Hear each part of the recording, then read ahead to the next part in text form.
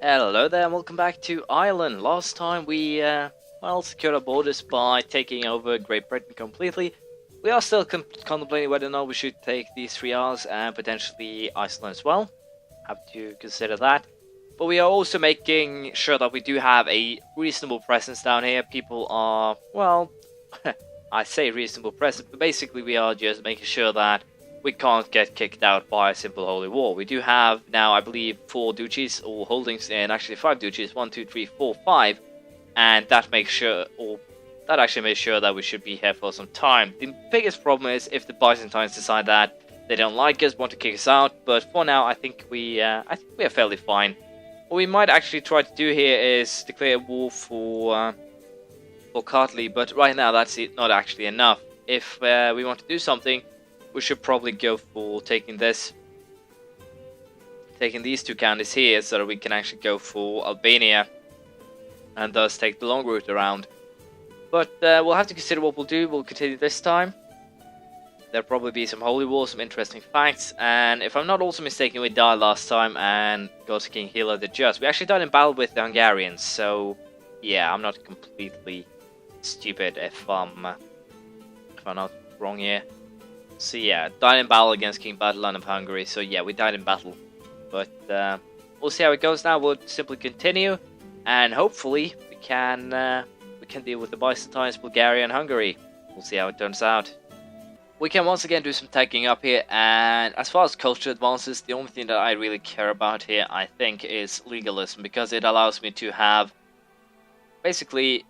He'll cut down on short reign years, but also the fact that you can have a bigger demnes is to me a far bigger selling point than just a simple point of 2 points of liking me more from the feudal vassals. So yeah, I'd rather prefer legalism over anything else in that thing, more or less. But yeah, as things are going now, what are you guys doing now? Tyranny of the Duke of Vis. So apparently they do not like the Duke of Vis, and I can't say I blame them. I don't like my vassals either. At least now we got another 500 men in our retinue. I'm very tempted to send those guys down here, so we have 8,000. That should make things a little bit safer. And as you can see, the Bulgarians actually won. So I guess the next war against Bulgaria will be for Alania, which is 4 provinces. So that is perfectly fine. I'm also going to attempt to try and kill this guy, but he's 66 years old. We'll mark him as a character of special interest, simply to know if he dies or not. Do the same thing with the King of Hungary, just because he's also rather old. And hopefully then they'll die fairly soon.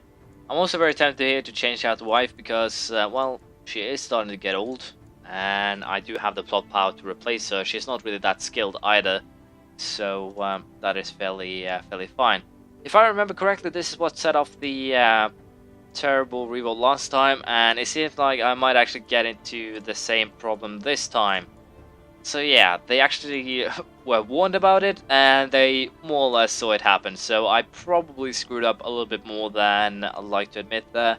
And of course, here as you can see, there aren't actually anyone who is fairly good either as a replacement. But I think I will go for her simply because of the fact that she has quick, and that the potential child can get the quick trade here. But I have to wait and see if this actually leads to any factions rising up. I can only hope that it won't. Once again, we have these annoying little pillages that turn up to just be a nuisance. I'd rather be happy if they would just die and stay dead. Where did that Irish army... It popped up in York of all places. Or did I order it to walk to York? I can't actually remember. But yeah, apparently my demnes here got a little bit smaller. And I don't think York is anything that I really want to hold on to. So that is just fine to just go ahead and hand it out. So, with that said, I guess we'll just... continue with the waiting game here, see if there are any revolts, if any of our targets die. Can only hope they will. But for now, as I said, we'll just have to wait since I don't really want to play around with the Byzantine Empire. I have no idea how many men 33,000 versus 7. Not really a good match at all. So yes, we will be waiting for quite a while before we actually do anything, unfortunately. We'll see how it turns out. So, we do have another Catholic uprising, the 7th Irish Catholic revolt on, well, myself, which I'm not too fond of, to be honest, but, wow, 4,000, they are being a little bit annoying here. But even so, we do have more than enough men to actually deal with that, so it's not really that much of a troublesome, annoying thing to sort out as things are currently standing. The only problem right now is that mostly our troops that have been standing up, over 1,000 of them, are actually not in Ireland, or Great Britain is probably the right wording. So we'll just join our armies up and kick their ass. As you can see, I've also fired up a grand tournament, simply because I can, and I had a lot of money to spare.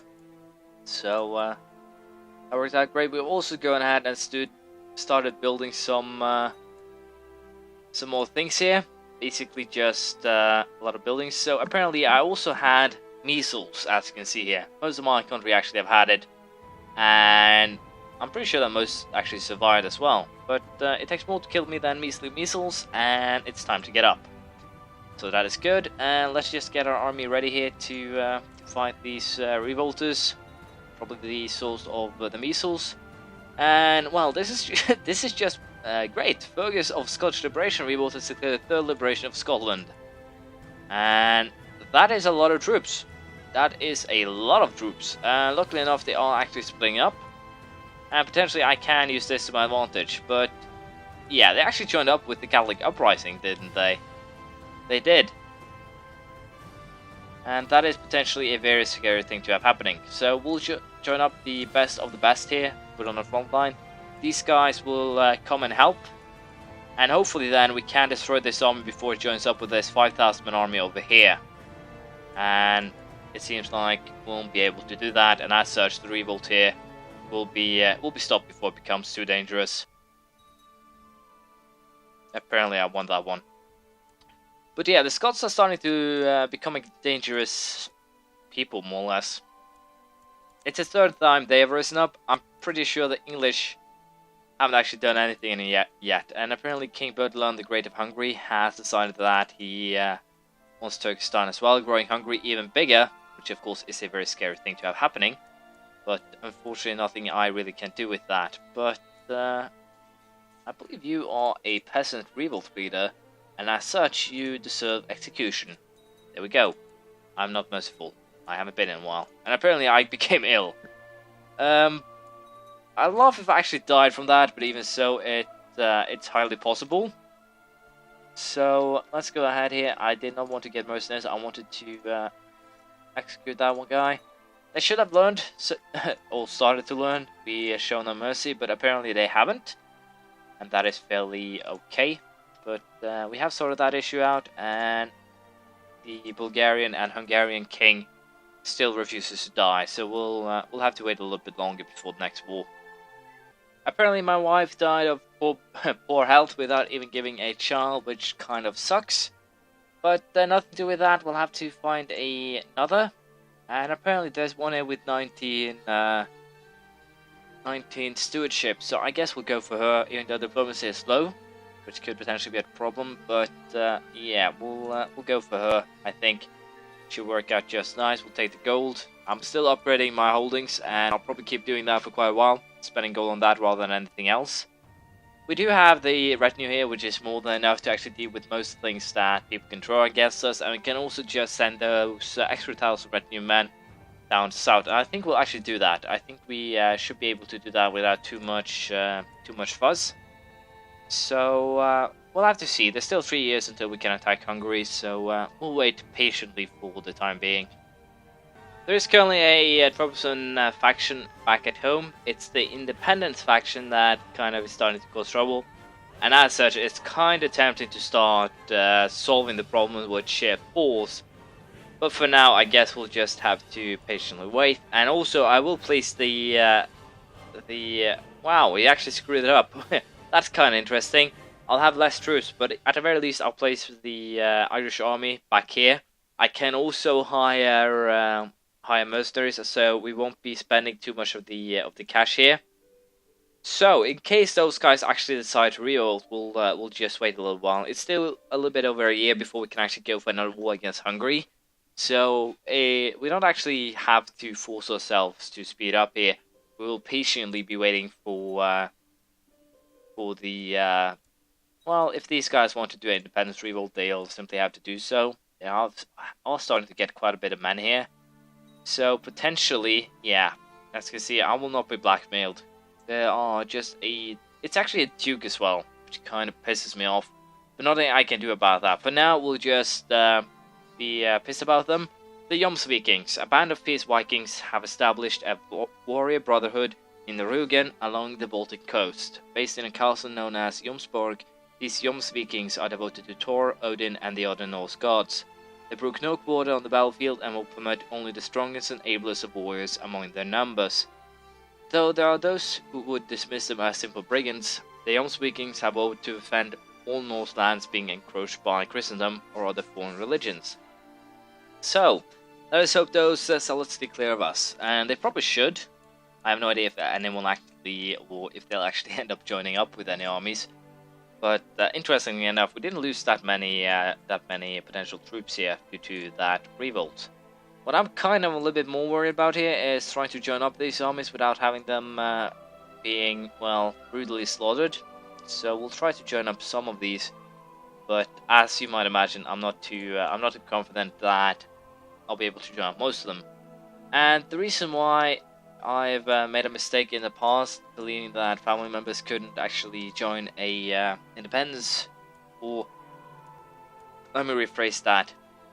The rules for joining a so large ones of how many? Where? 7,000? Wow. Wow. Nice going, game. Nice going. Let's see here. Where are those mercenaries of mine? We'll hire you guys.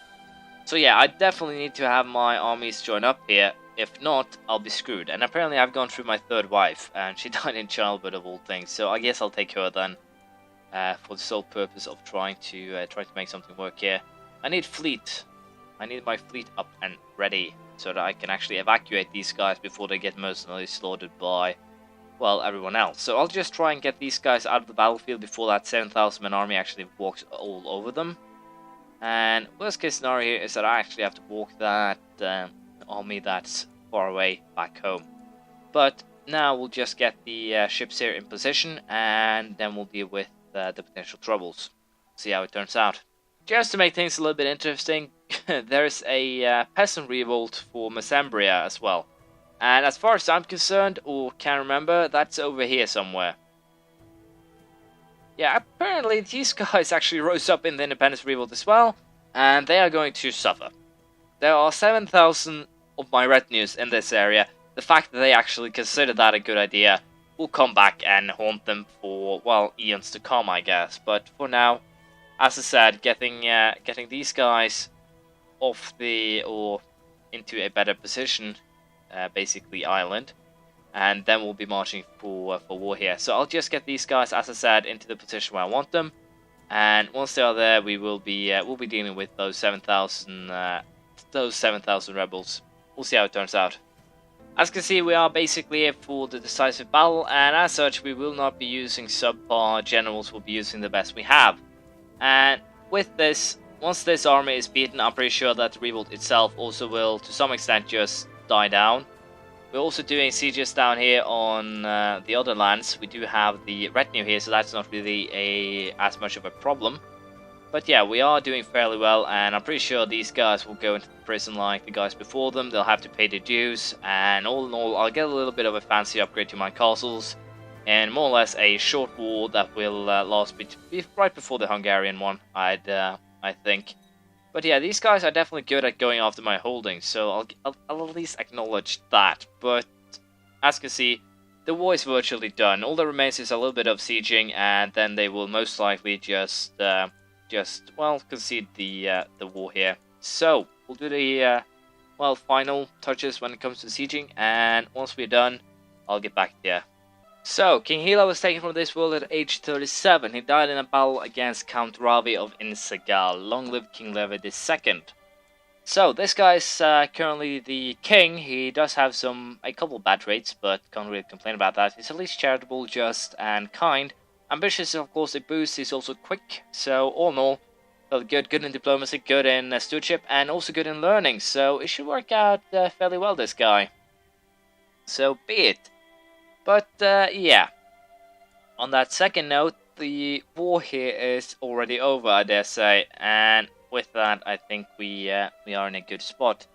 I'm trying to see if there's any interesting characters that I'd rather vote as heir, but I think we'll just go for this old man here.